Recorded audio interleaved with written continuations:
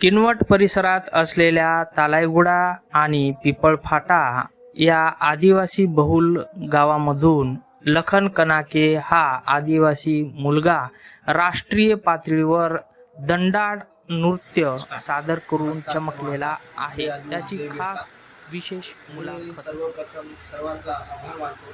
सरांनी मला इथं सत्कारासाठी बोलवले, त्यांचे आभार मानतो. खरं तर मी गरीब घरातला एक मुलगा. मला वडील नाही. मी जेव्हा 3 वर्षाचा होतो तेव्हा माझे वडील मरण पावले आणि तेव्हापासून माझी आई देखभाल माझं सगळं करत आली आणि मी आज ज्या पदापर्यंत पोहोचलो ते म्हणजे माझे गुरु व्यवहारे सर यांच्यामुळे मी इथं पोहोचलो सर. आणि माझ्या वडिलांनी आदिवासी समाजासाठी शासकीय आश्रम शाळा तलायगुडा येथे शेती दान केली. घरच्यांचा विचार न करता शेती दान केली.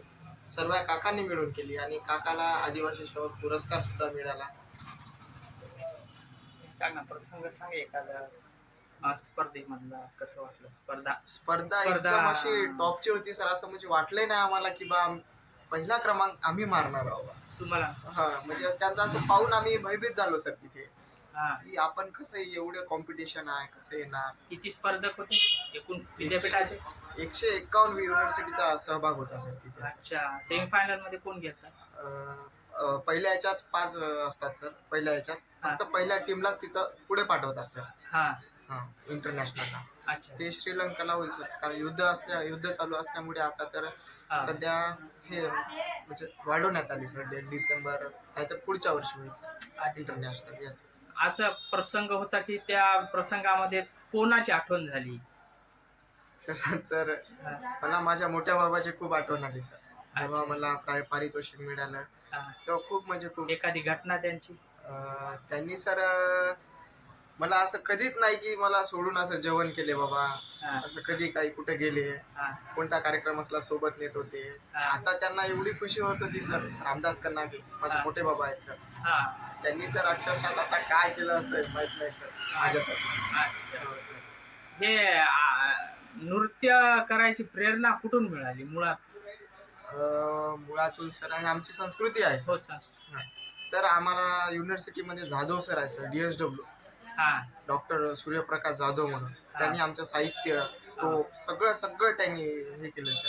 अच्छा. म्हणजे साहित्य गोळा करणे, घुंगरू हे ते आम्हाला सगळं एकजुटीनं आणून 10 जणांची टीम बनवली. अच्छा. त्यांच्या मार्केटून आमची सुरुवात झाली सर. हा सर. त्याच्यामुळे त्यांचं सरांचं खूप मोठं मार्गदर्शन आहे सर. इथपर्यंत आपल्या किनवट परिसरामधून एकमेव असा दिसत आहेस तू की त्यानं सुवर्ण अक्षरामध्ये लिहिलंय आपल्या आदिवासी तालुक्याचं नाव.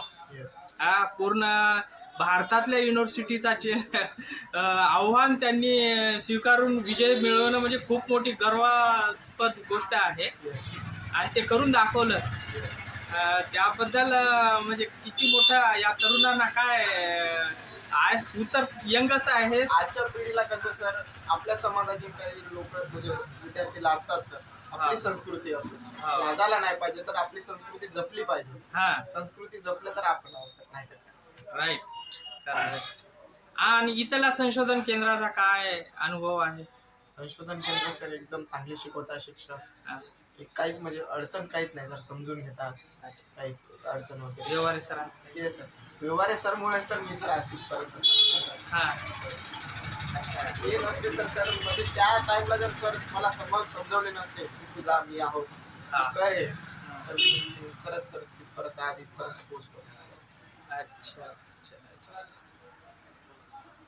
ओके. अच्छा. किती दिले तुला? अच्छा. किती दिले तुला?